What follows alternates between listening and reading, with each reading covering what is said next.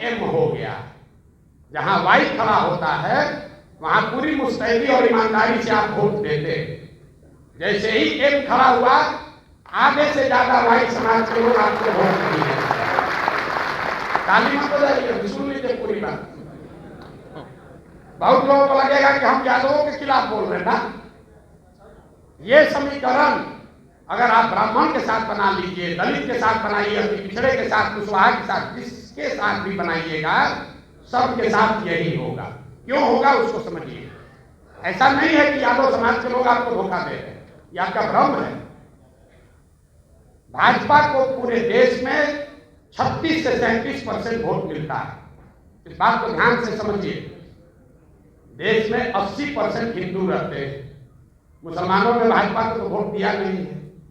अगर 80% हिंदू के समाज में भाजपा को 36-37% वोट मिलता है, तो इसका मतलब है कि करीब करीब आधे हिंदू भाजपा को वोट दे रहे हैं। आधा हिंदू भाजपा को वोट दे रहा है। 80 में आधा देगा तो 40% हुआ, उससे थोड़ा कम ही, क्योंकि भाजपा पूरे देश के हर सीट में नहीं लड़ती है। तो जिन सीटों पे वो लड़ते हैं वहां आधा हिंदू उनको वोट देता है। उस हिंदू भाजपा को वोट दे रहा है, उसमें यादव भी है, उसमें ब्राह्मण भी है, उसमें राजपूत भी है, दलित भी है, पिछड़ा भी है, सारे जाति के लोग हैं। करीब करीब आधा, थोड़ा कम या ज्यादा। लेकिन इसी आंकड़े में आगे का रास्ता भी छिपा हुआ है। आधा हिंदू अभी भी इस देश में ऐसा है जो भाजपा को वोट नहीं देता। आपको सिर्फ इतना ही पहचानना है कि कौन हिंदू है जो भाजपा को वोट नहीं दे रहा है। आप उसको यादव के नजर से देख रहे हैं, ब्राह्मण की नजर से देख रहे हैं, कुशवाहा की नजर से देख रहे हैं। हम उसको कह रहे हैं कि नहीं, उसको विचारधारा के हिसाब से देखो। क्यों? यादव आधा आपके खिलाफ क्यों वोट देता है? इसलिए देता है कि वो विचारधारा के आधार पर भाजपा के साथ है। तो जब वो खड़ा होता है तब तो आप उसको वोट देते हैं, लेकिन जब आप खड़े होते हैं तो हिंदू मुस्लिम के आधार पर आधा आदमी वोट दे देता है भाजपा को। इसी में आपका आगे का रास्ता छिपा हुआ है। 4 विचारधारा के मानने वाले हिंदू, वो चाहे किसी जाति के हो, वो आज भी भाजपा से इत्तेफाक नहीं रखते हैं, भाजपा को वोट नहीं देते। जो गांधी के विचारधारा को मानने वाला हिंदू है, वो आज की भाजपा के साथ नहीं चल रहा है। जो बाबा साहब अम्बेडकर को मानने वाला हिंदू है, वो भी हिंदू आज भाजपा के साथ पूरी तरीके से नहीं है। जो कम्युनिस्ट विचारधारा के मानने वाले हिंदू हैं, वो भी लोग भाजपा के साथ नहीं है। और जो समाजवाद के लोहिया जयप्रकाश को मानने वाले लोग हैं, वो भी भाजपा के साथ नहीं है।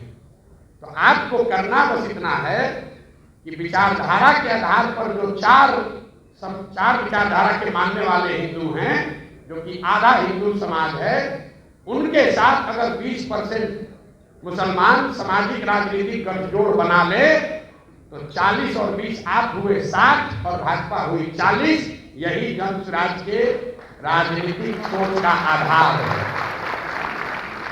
जो डेटा पर आधारित है, अनुभव पर आधारित है। इसको हमने 10 राज्यों में करके दिखाया है। और इसी में आपको फर्क दिखेगा कि जो ओवैसी साहब बता रहे हैं और हम बता रहे हैं, इसमें फर्क क्या है। कई बार लड़के कहते हैं कि आप भी तो वही कह रहे हैं, मुसलमानों के हक की बात कह रहे हैं कि मुसलमान अपने हक हकूक के लिए खड़ा हो। अभी विधायक जी ने भी कहा कि सब मुसलमान इकट्ठा हो जाओ। ओवैसी साहब को कह रहे हैं और जन को कह रहा है, यही उसमें फर्क है। हम मुसलमानों को इकट्ठा होने के लिए नहीं कह रहे, हम ये कह रहे हैं कि मुसलमानों को उन हिंदुओं के साथ इकट्ठा होना है जो विचारधारा के आधार पर भाजपा के खिलाफ है।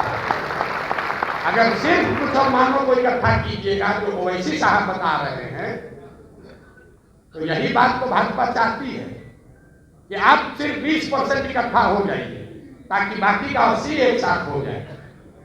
तो फॉर्मूला यहां है। और क्यों गांधी का पिक्चर इसमें लगा हुआ है? हम कोई काम ऐसा नहीं करते हैं जिसका पहले से प्रमाण ना हो।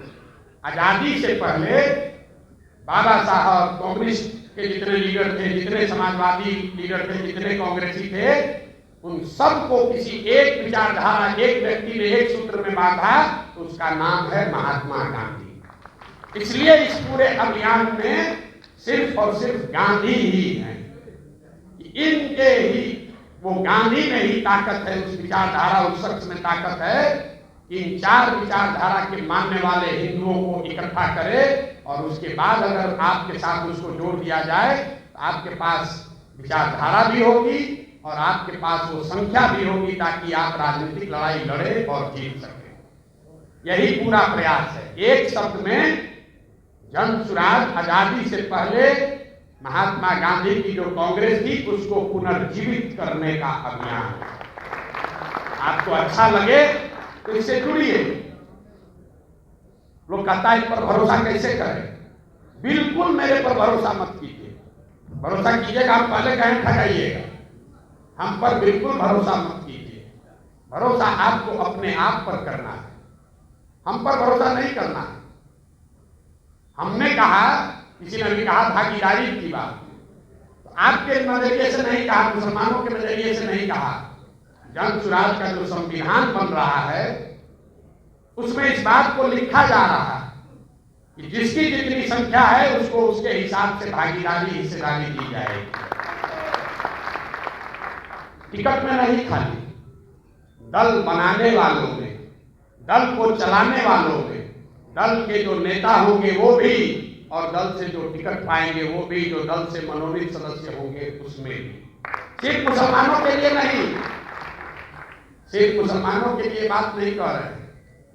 जो 5 बड़े सामाजिक वर्ग हैं, मुसलमान हैं, सामान्य कैटेगरी के लोग हैं, ओबीसी वर्ग है, ईबीसी वर्ग है और दलित, 5 बड़े समूह हैं। तो ये तय किया गया कि